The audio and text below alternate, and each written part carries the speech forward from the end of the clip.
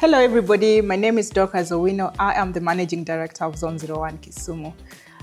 We are based in Kisumu, like the name suggests, and today we are here to talk about the past 1 year. We've been in the existence for the past 1 year, and in this 1 year we've learned so much. We have grown tremendously, and I'm joined today by my site director, Zone01 site director to be precise, Caleb.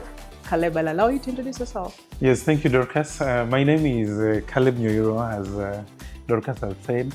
I've also been in setups where people call me Caleb, so I give you guys a chance to decide whether it's Caleb or Caleb. The other one has mentioned as well, I am the site director at Zone01 Kisumu, and looking forward to having this wonderful discussion about our past 1 year. Yes, Dorcas, thank you. Yes. So Caleb and I, of course, we talk about Zone01, our experiences. We share a lot about our experiences, usually in our office or just behind the scenes. And today we want to bring this conversation in front of your devices for you to also hear from us how this journey has been. Before I ask Caleb, I'll just briefly talk about my journey. So Zone01 started about, I would say 2 years ago, and it started because under Zone01 there's an organization called LACAB. So what we do at LACAB is decentralized access to technology and entrepreneurship. That's a very fancy way of saying that if you want access, if you want to access tech, that is, if you want to learn how to code, if you want to tinker with your startup or a product that you're creating, you come to LACAB and do it. This was started because 10 years ago, if you wanted to do all this, you had to go to Nairobi. But now we decided to bring it here in Kisumu. And so as we were doing that, we kept learning along the way. And one of the things that we learned was that there's a really deep or a big gap that exists in the world of software developers. And so we partnered with an organization called Zone01 Talent. We partnered with the county government of Kisumu to create the Zone01 Kisumu. And so what we do is train for 2 years. After training, then we link you up with jobs. That's a very long recap of what we do. But in this, so when we started, of course, we had this amazing big dream. It was such a big dream because one, we were moving to a bigger space of 5,000 square feet. We wanted to have 100 people in our space, 100 students, that is, in our space. That meant buying laptops, buying servers, buying desks, and everything that is required. And as you can imagine, this was our first time doing it. So along the way, it's almost seemed like it was an impossible dream, but we had partners that helped us do this. And we had, when Caleb joined us, I think 3 or 4 months after we had kicked off. And then we had done a first test. So the first test was, the way our program runs is that you need to do a 1 month or 4 weeks. We have a 4 week selection process, and we had done that. And that came with its own hiccups. So the hiccups were the timings. We didn't time it very well. At one point, we were working until Sunday, which the staff were not very pleased with me because I made them work on Sundays. But one thing that I like is that we had the spirit of togetherness in this. And they, of course, embraced the idea, and we managed to do the first cohort, which was the first, we call it PISIN, which was very successful. So when Caleb came in, and at that point, as much as this is a good idea, and now we have so many big numbers, we were struggling to get to the right people. The right people were not hearing about our program. And so Caleb came in at around that time, and this is now a good segue for me to ask, how was it when he came in? Yeah, definitely it was a deep dive, and given that the whole project depended on having very many people play the game and come in. And I think we have to credit new technologies. I believe we did a video on TikTok just explaining that this project is highly transformational. It's good for our audience to know that Zone01 Kisumu offers what we call tuition-free training in software development.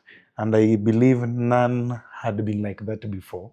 That also came with study stipends. So when this information via TikTok reached out to the larger Kenyan population, I think it created a lot of buzz.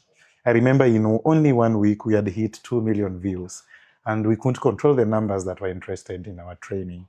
So I believe it's a mix of luck, a mix of articulating what you are doing, and also brand visibility and credibility. Lake Hub had built credible programs over the past decade.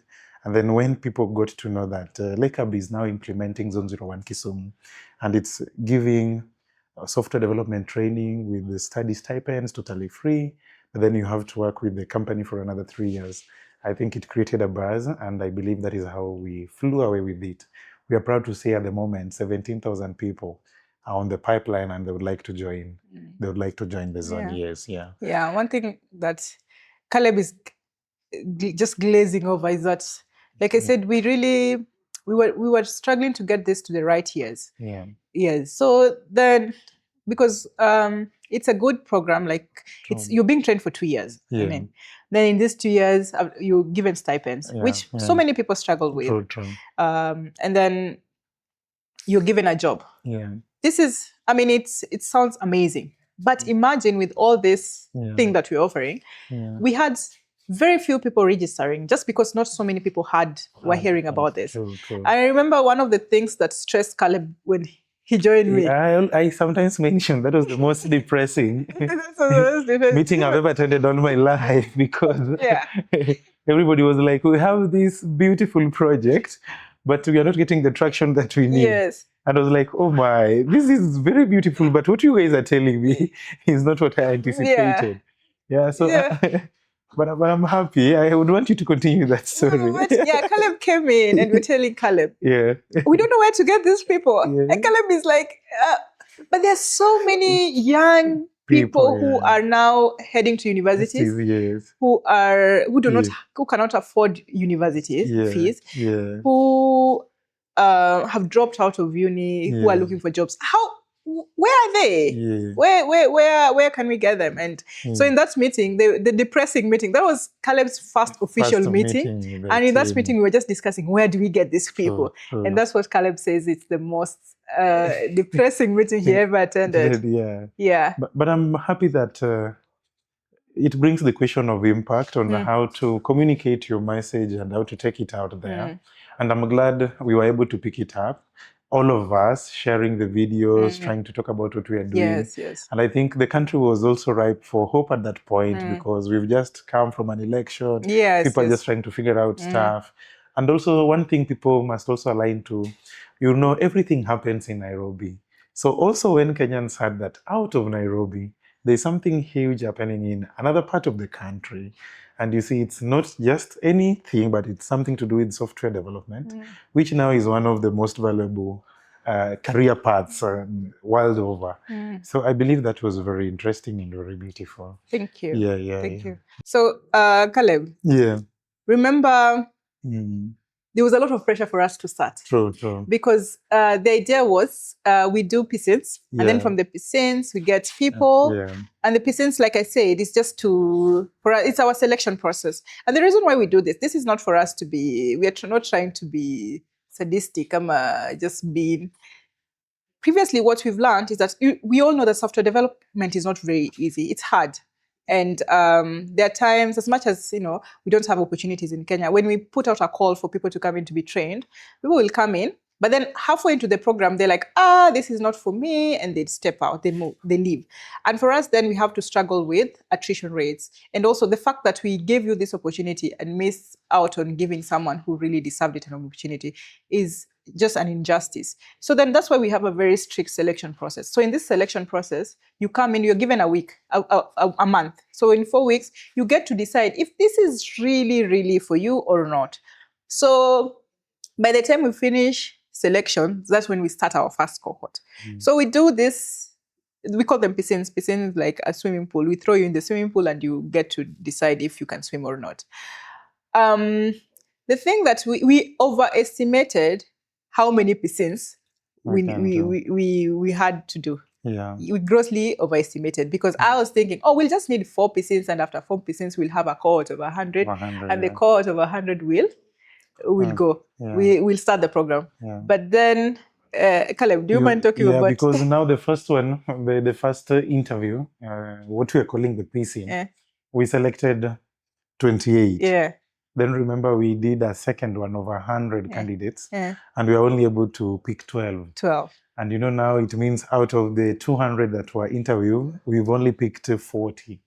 Now we went to the third one and we now picked 27.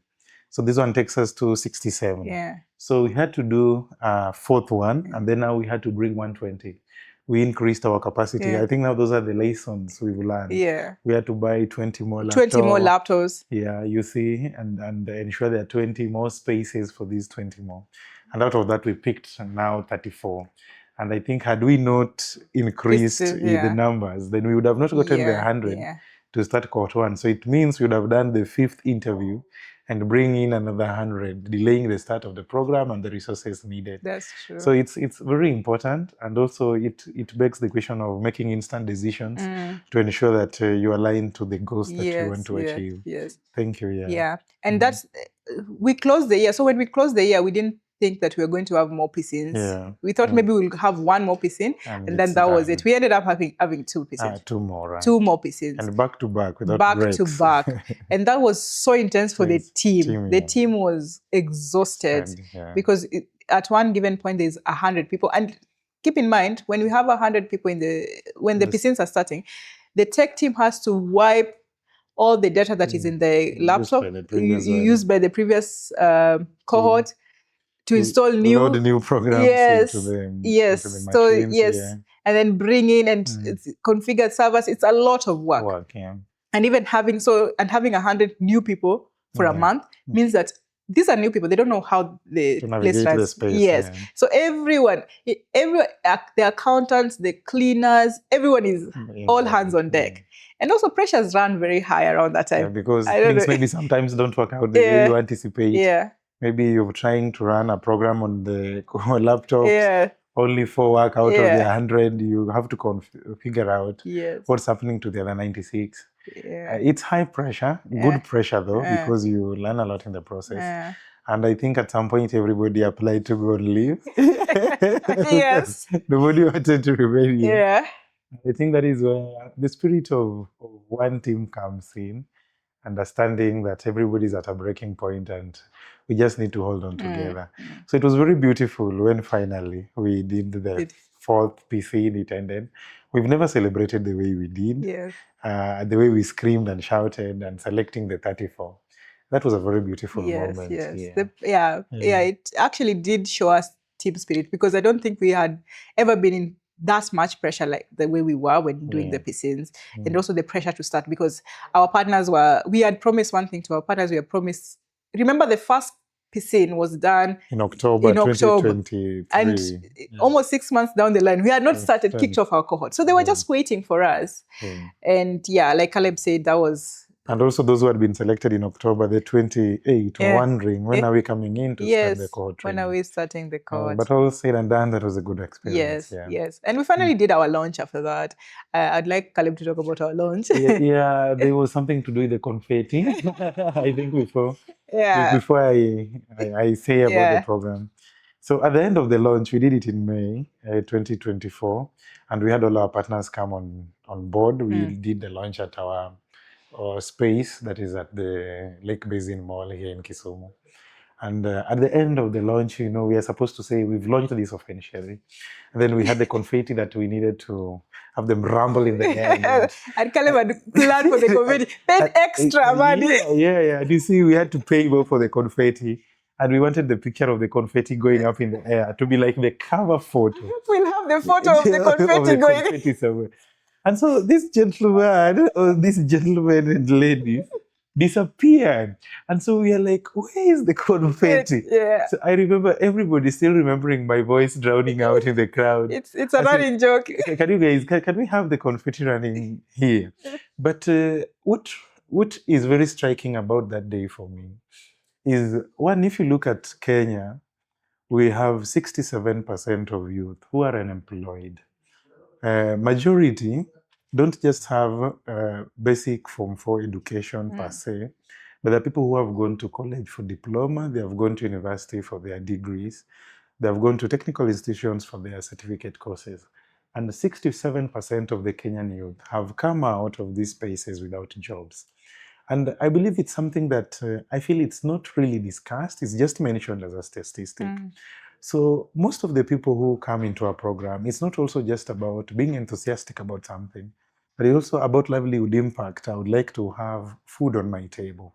So on that day, seeing our apprentices or our developers being accompanied by their parents, being accompanied by their friends, coming with their relatives, and with that phase of hope that maybe my future has not been this very okay, but I'm very sure that being at Lake Up, being at Zone01 Kisumu, my future is aligned. To me, that is the most heartwarming aspect of that day. And at the end of the day, we had dinner, we had lunch. And as you walked around, they are very welcoming to introduce you to their parents and friends and tell them this is one of the program managers. And to me, that is a forerunning thought, is a forerunning theme. And I believe we are on the right trajectory and we are impacting lives. But that is something I would want to remember for the rest of my life. It's true. It's true. Seeing people's faces, but even parents really believing in this vision and accompanying their kids. I mean, 2 years, dedicating 2 years of your time just to again learn something new. It's not easy. Also, especially because you had already gone to school and you were promised a very bright future. Then you get out there and it's no longer there. Yeah. And also one thing that they are saying that it's something, the discussion about skills, that you find there are people who had even done computer science as a degree or as a diploma or as a certificate. But that when they come into the job market, they realize they cannot do anything if they are told to maybe build a website. And so when they come to this other side, they realize they're going to actually learn skills while it's like employment and learning at the same time, working and learning at the same time. So they're able to actually now put their skills into use so that when they go into the job market, they can actually do what they have been doing or learning. So to me, that was very, very, very beautiful. True. And and when you talk about that, I think for me that is even the most rewarding part of this entire journey, because having run Lake Up Academy and doing 3 months training, 6 months training, you see that after 3 months, people are still don't have the skills like they should. But then with the curriculum that we have, within a year or less than a year, if you look at the skills, Caleb will talk about our apprentices doing work outside the campus. But if you look at the skills that they have, it measures up globally or with other developers. So you find that someone came in with no idea. They didn't even know what programming languages are there, how to code, and just they really had no idea. But the thing that they had was the interest and time and interest, and having them, them being focused for a year and just learning, you can visibly see the transformation. But Caleb alluded to it, even giving someone a stipend. Sometimes you're told, oh, come in and learn. This person wants to learn, really, but they now have to make a decision between eating and teaching themselves a new skill. Which one would you choose? Of course, you want to feed. You want to eat. You cannot sit there. So when you give stipends, you help them at least focus on this thing that they really like, which is at least they can pay rent, they can eat, and learn. So you find that with that, having the company taking care of that simple course then gives these people an opportunity, our apprentices an opportunity to really focus on this. And when they do focus on this, Caleb, you've seen the skills that they have. I've talked about the skills, but the skills is just amazing.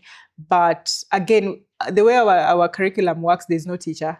So when there's the way they're able to interact with themselves, amongst themselves, build on their skill set, and work on projects, it's amazing. So for me, is one thing, if you ask me about Zone01, I'll tell you, I'm so confident about the skills that our apprentices have.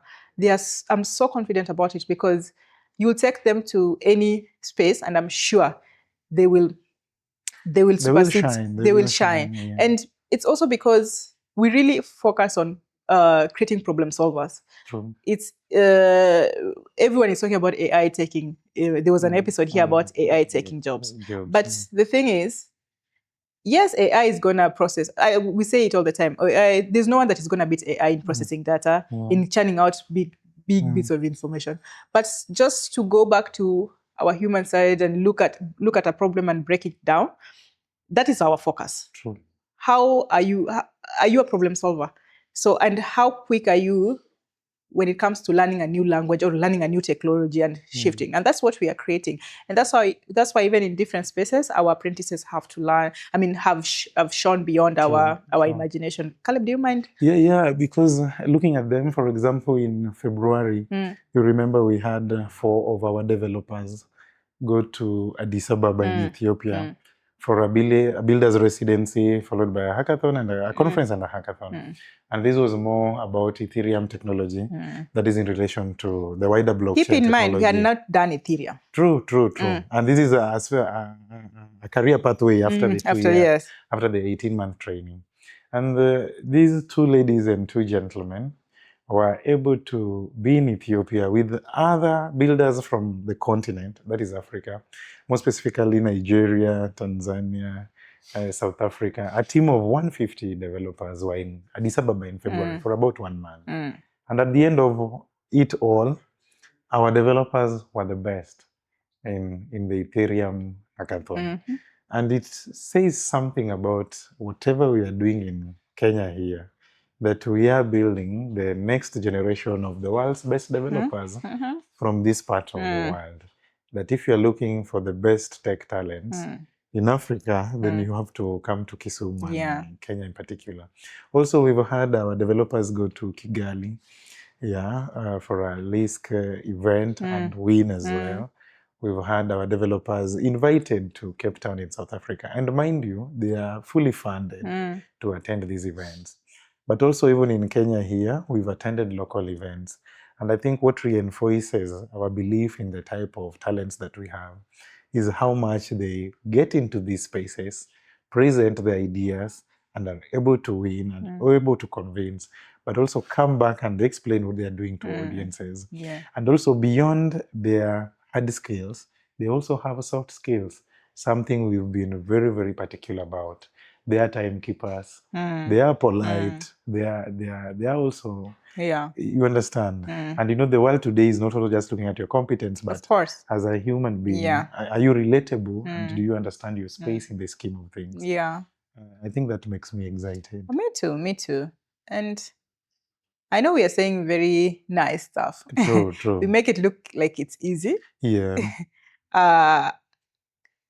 I go, I'll ask, what has been some of your challenging moments? I would like for you to talk about, the what we consider big ones, but also the small ones that are just so challenging and so frustrating. I think it's when you have 100 people in a space, and let's say 97 are doing the right thing. Maybe 3 probably are not doing the right thing. It disturbs you. Sometimes it makes you forget about the 97 who are right and maybe the 3 who are not right. I'll just give a very minor example. For example, timekeeping is a very big aspect in the professional space. You have to keep time and you shouldn't keep anyone waiting, because time is very essential to being a successful person. And maybe you've agreed, let's do this by 9 a.m. And somebody walks in at 11 with a very cutesy and demure attitude. I think that breaks me as somebody who is very time conscious. The other one is communication. I find communication very big. Like if you get an email, you need to respond to it, and also in good time in the professional space. So I think there are issues that 99% have done and are doing well.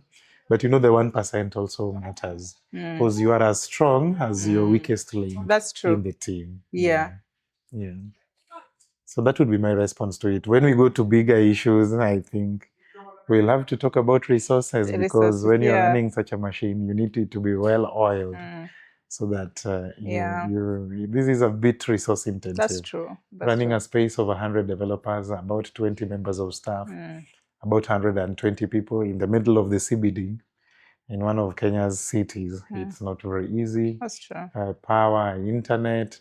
So there are normal issues to worry about. And we believe with the work we are doing, we can one day come back 5 years from today and smile about it. Yes. Talking about challenges still, I'm there.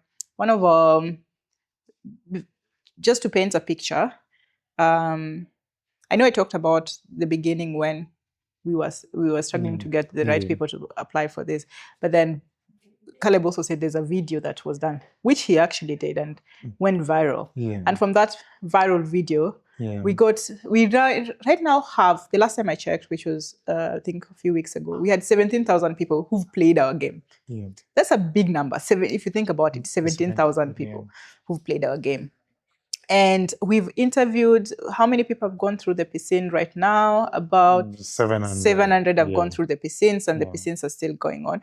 We've only selected, the first cohort we did 97. We had actually 100. We have 100 who did and then 5 didn't sign up, and 96 yes, for the... So if you look at the numbers are there. And the space that we have is not enough. So that's, for me, we have people who are interested in this right now.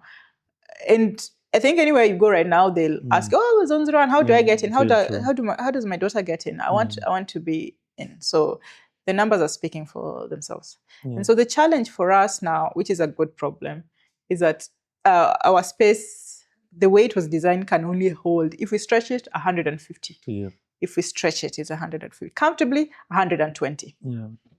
And like Caleb said, for you to run this, you need a very well-oiled machinery. It's not simple. And we know our standards are also very high, which is also interesting because when people come to Kisumu, the first thing they ask, you mean such a thing is in Kisumu? True. They're like, what do you think Kisumu is?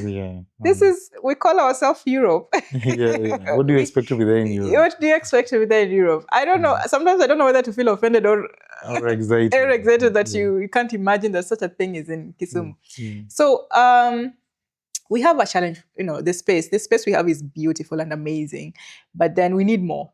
And I just want to shout out the county government of Kisumu for giving us an additional space, because they have not only given us an additional space, they have set up laptops, internet, beautiful seats, desks, everything that we need in that space. ACs, even servers. Often, unfortunately, you don't see private-public partnership happen happen the way it has. We give them specifications. And let me tell you, our standards are very high, because when we say we are creating world-class developers, we want our developers to be out there. So we don't want to compromise on the standards. So we wrote down the standards and we gave it to the county government. Shout out to Maureen, the director of ICT. The governor. Yes, supported by, Governor Nyang Nyong'o, Professor Nyang Nyong'o, and the CC of Finance, George. We gave them the specifications and they said, okay, if this is what you want, we are going to support. And if you go to our new space at the Rotary, which can hold 100, it's well equipped. If you look at the photos on our socials, you wouldn't even know that it's a different space from what we have. So we are growing, we are constantly growing, and the numbers are, like I said, 17,000 have played the game so far. We have only interviewed, out of the 70, we've only interviewed 700, and we have a cohort, we only selected 100. This means there's demand. And shout out to the county government of Kisumu, shout out to the county government of Kisumu, because they saw this demand and they gave us an additional space. And right now we are able to do more interviews. We are doing more piscines in the space there. And hopefully another cohort altogether will run in that space. I don't know if Caleb, there's something I'm leaving out about the No, it's been very monumental because to have the county government realize that this is a need in Kisumu, but also it's good that, as Dorcas mentioned at the beginning, one of our partners is the county government of Kisumu. And them seeing the impact this is having on just not youth in Kenya, but specifically in Kisumu County, and bringing the ward administrators on board to help us do community engagement. Zone01 Kisumu has been to all the constituencies and wards in Kisumu County. So them going to the Rotary building in the CBD and kitting it, giving it all the infrastructure, it's millions of Kenyan shillings. I think to me is very beautiful. And also just as I mentioned earlier, also looking at it, it's like maybe also the county government did forecast this and say then when we talk about the Silicon Valley in the US, we can talk about the Kisumu Valley in Kenya. In Kisumu, and you never know because most of the software development work is remote. 90-80% of it. You never know that in the next 5-10 years, if you want to hire digital talent in the continent, you have to come to Kisumu. So it's a beautiful thing. We are going to repay that confidence by doing our best and ensuring that we fulfill our mission of recording the world with African talent. So with the time, maybe it will be Kenyan talent or Kisumu talent. We don't know. Or Europe talent. Europe with a Y. So Caleb, when like I said, when people come to Kisumu and like, this space is, you mean this space is in Kisumu? It's this well kitted and it has all this. Sometimes I feel like, is this supposed to be a compliment? You're like, hey, relax. Because what do you mean? But for me, I think when I think about Kisumu, like, Silicon Valley, the way it would, it was just an enabling environment that enabled the young people in that area to create, and it was conducive. And like I said, we've shouted out our governor, the county governor, a lot, because that's one way of trying to create an conducive environment. And I hope when I look at it, I hope that in a few years, the developers that we have here would have not only attracted international companies, and they're working for international companies. One of the things that we are trying to also encourage is for them to build their own stuff. Think about solving challenges that we have in Kisumu and Africa, and find tech solutions to those problems. So I see Kisumu also just being like bedrock of tech, not just in Kenya, but across. Because if you need qualified technologists, you'll come to Kisumu. If you need startups to invest in, come to Kisumu.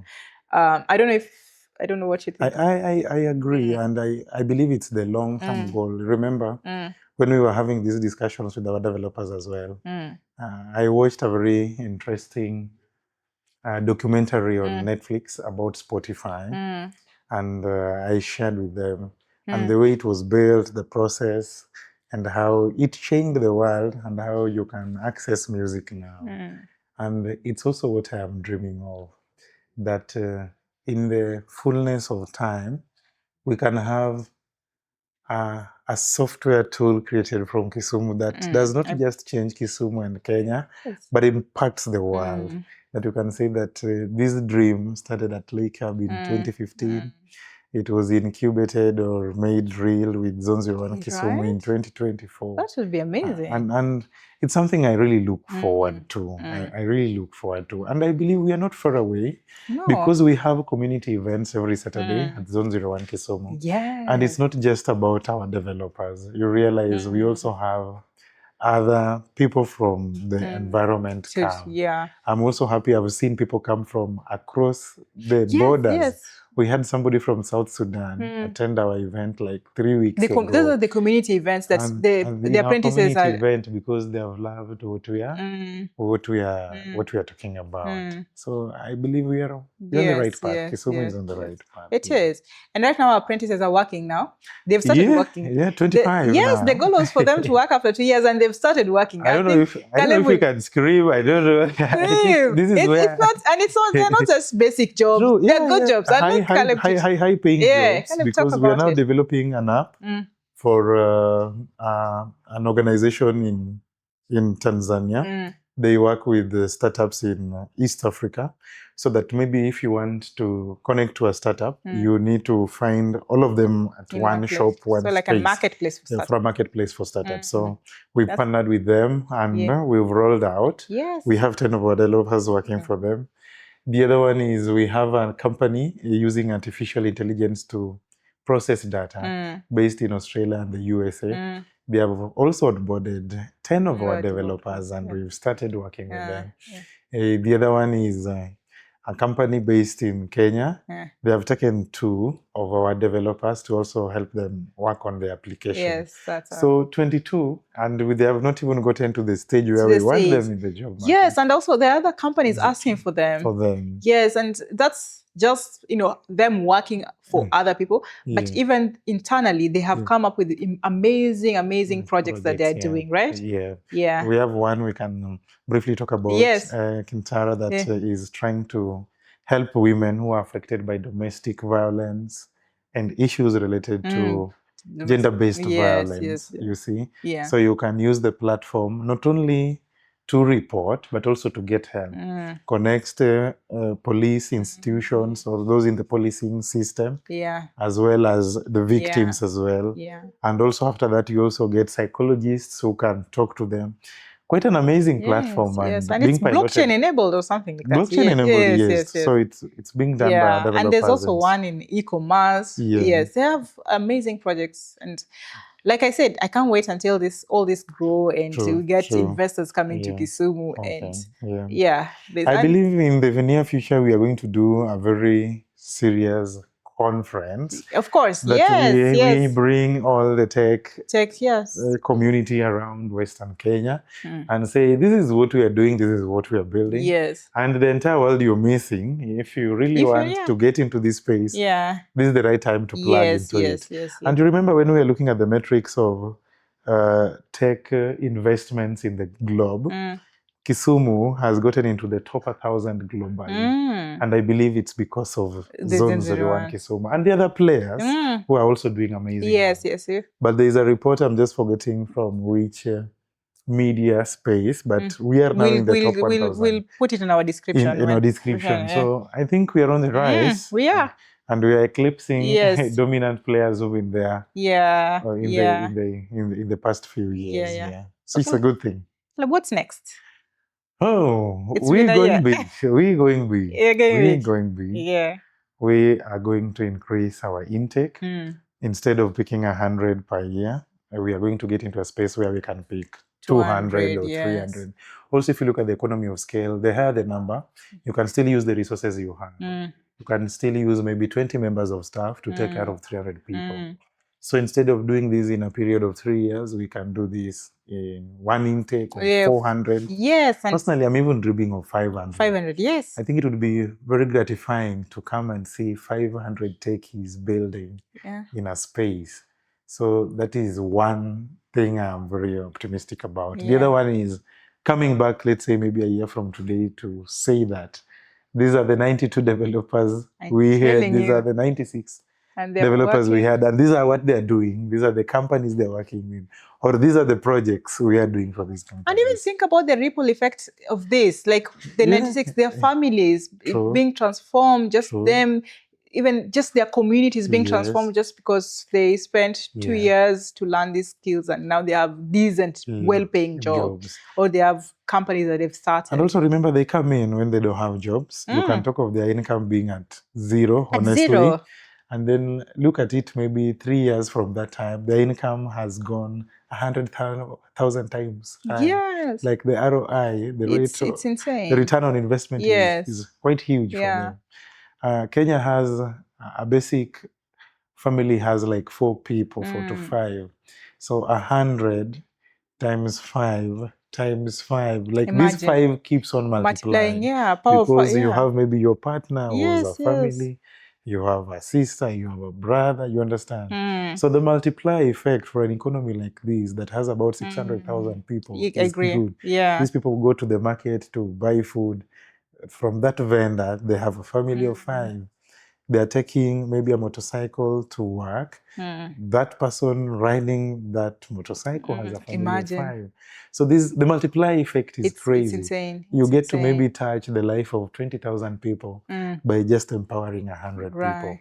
And I think that is one of those things that keep us going. One thing we keep getting questions from organizations and companies who are saying, "Oh, how do we benefit from this? What is there anything for us?" People who are working full time or organizations that just want to upskill. And we're currently working to design a short upskilling course. So there are people who are interested in blockchain, just blockchain, right? And hopefully we bring it to companies and the companies can upskill their staff on blockchain. These emerging technologies, because one of the things that we have and we've gotten very good feedback on is our curriculum and someone being able to do projects as they're learning, and that's actually the best way for software developers to learn. So that's in the pipeline. I don't know if you wanna, especially also artificial intelligence for people who do repetitive tasks. I think it's also a very good thing for their staff to try and embed these in the upskilling programs. And we are ready. I believe we'll be able to roll that out also before the year ends. And companies who are interested in our talent, I'm sure there are some people listening and like, okay, give us a wonderful talent. If you're looking for well-trained digital talent in modern technologies, people who are able to code using multiple languages, it's the right time to talk to us. Because maybe when you come later on, all of them would have been placed. So this is the best time to engage Zone01 Kisumu and ask them about their talents and how they can help you. And also remember our talents, we are saying it's not just the hard skills, but also the soft skills as well. You'll meet people who've been trained and just ready to work for you. So if you're a tech company, if you're any company looking for tech experts, if you're a startup and you're looking for someone to help you with your project, reach out to us. Send us an email. Go to our socials. You'll always find our emails there. Call us. Give us a call. We'll be happy to talk to you and just come up with a deal and see how you can benefit from this amazing talent, right? Yes. Well, is there anything that you want to ask? The journey has been, let me say, I'm trying to get that one word that really captures this journey. I have some literature background, so I'm looking for the most obnoxious word to cap this. But I don't think that's your literature, that's your Luo side. Very good. I think true, by Europe side. So I just think it's been a beautiful journey. I'll just use the word beautiful. Beauty has so much, and this has been beautiful. You've seen so much, because even beautiful people have scars, beautiful people have. So it's been a very beautiful journey. And what makes it interesting for me, there's a book that I got, but also I'm happy it's your recommendation. Who thought this was a good idea? But by Alisa Mostramonaco or something like that. She was the deputy chief of staff for Obama during his reign as the US president. And to her, it was not something she believed would happen as fast as she did. Because when she went into the campaign, she was just a normal staffer. But by the time Obama was coming out of the White House, she was the deputy chief of staff. And sometimes when I look at Zone01 Kisumu, I'm like, who thought this was a good idea? This was a good idea. We did. Man, this is the most brilliant idea. I think I've been part of. And thank you. I think, my God, this journey has been, I've learned so much. I mean, you think you know something until you don't. You're in there and you're like, I know nothing. Because my background is in software development. I've worked with software developers my entire career life. And just being here and now being in the center of it is, as you can imagine, learning so much from it. So yeah, I don't have a word to describe it yet. It's a journey. I'll just say it's been a journey. And I wouldn't say this. I don't want this. A week ago actually, I was in a room full of very inspiring women leaders, and one of the things that someone said that I found so inspiring, that we need to start thinking in excesses. Civilization was built in excesses. When we think about the pyramid is not a small thing. It's grand. It's big. It needed vision. It's excess, right? If you think about, even empires like the Roman Empire, they're grand. And when you think in grand, then you also need to think in terms of how much time you have.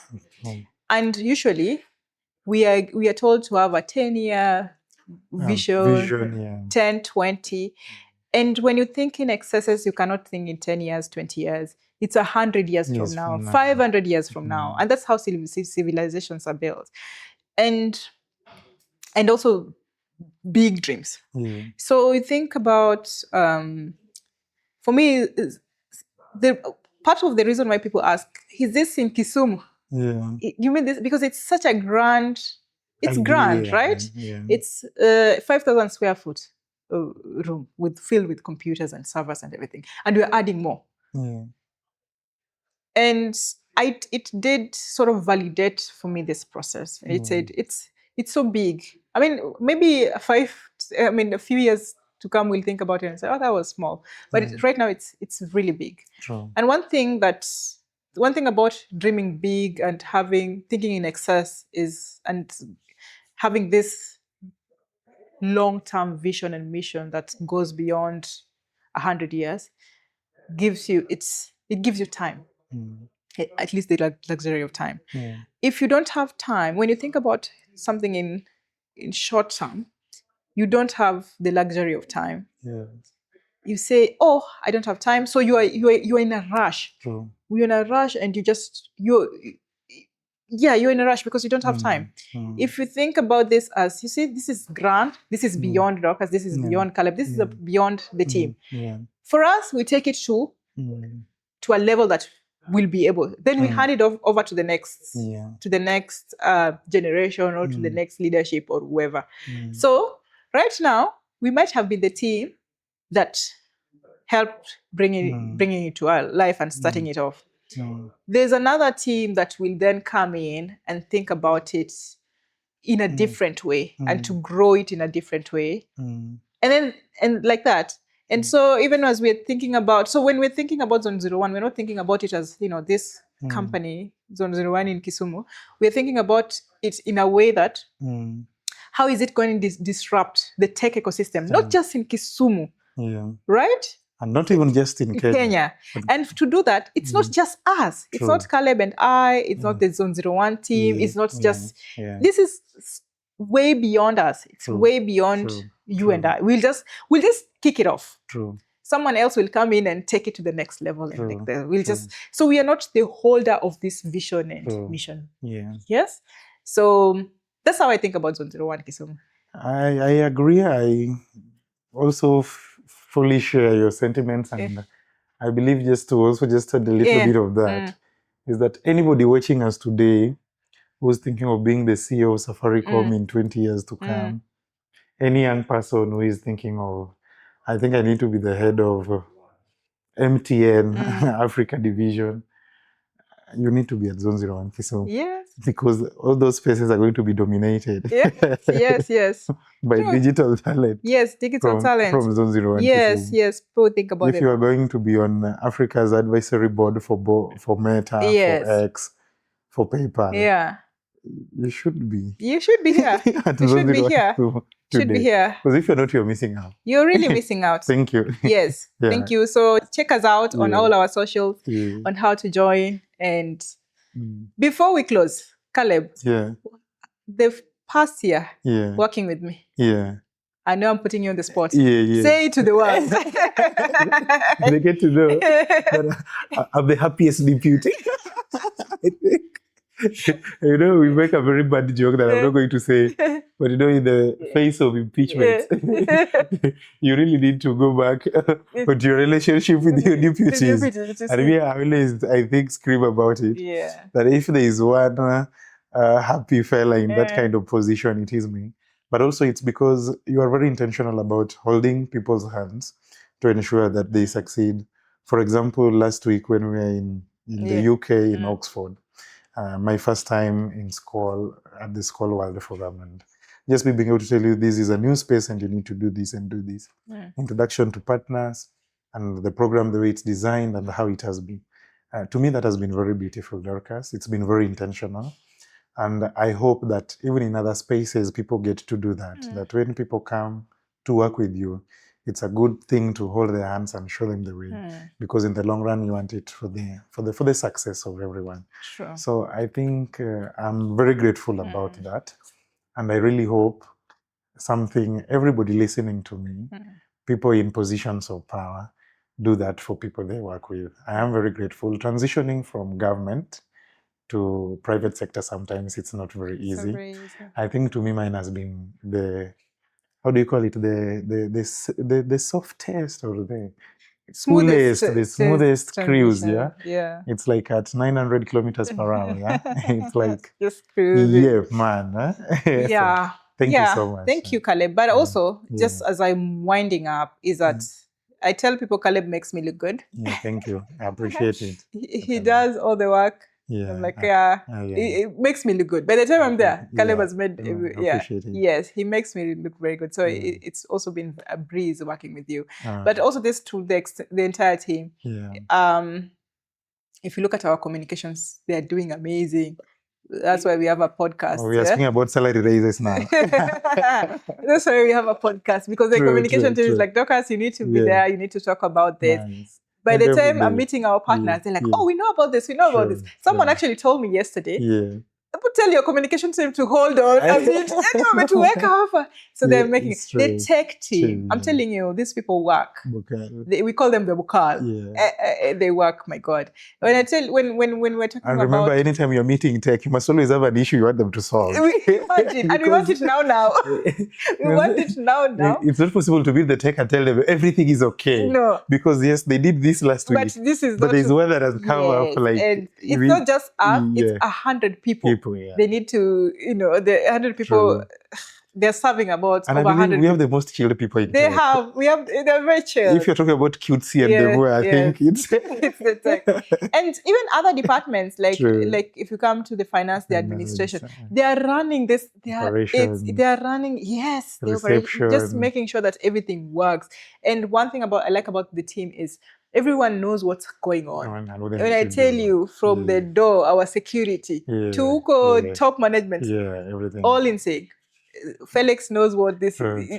You always have a problem with grand words. But I always say we have the best company, the best place to work. It is. You're always like, how do I know? Because I'm here. I don't have the best. True. Yeah, I'm very suspicious of that. Yes. It's because we're here. I think one thing I'm happy, and I always say that sometimes when you walk the stairs, we are on third floor, on second floor, right? But sometimes you'd want everybody involved in whatever we are doing to be happy. Yes. Be it the developers, be it the core staff. You'd want people to be excited, to be coming every day to do what they're doing. That's true. And I hope and believe all of us are in that kind of space. Yes. And this was made possible, the entire thing, us running Zone01. We just shouted out one of our partners, but we have, we have partners that have supported us and held our hands. We have people who've given us money, who've believed in this big vision that I say it's 100 years from now. It's not just tomorrow. And they've invested their money, they've invested their resources in this. And, to that I say thank you. Beyond the county government of Kisumu, there's, UCLGA Africa, who have been our partners. We have our funding partners, that's the Single Family Foundation. They've believed in us for so many years now. They've introduced us to amazing funders like the Partners for Equity, who've not only given us money, but they've also trained us and give us resources that are very important to us. We have the Livelihood Impact Fund. If you look at the stipends we're giving out, it's because there's Livelihood Impact Fund who really believes in improving livelihoods and working with communities to just help improve livelihoods.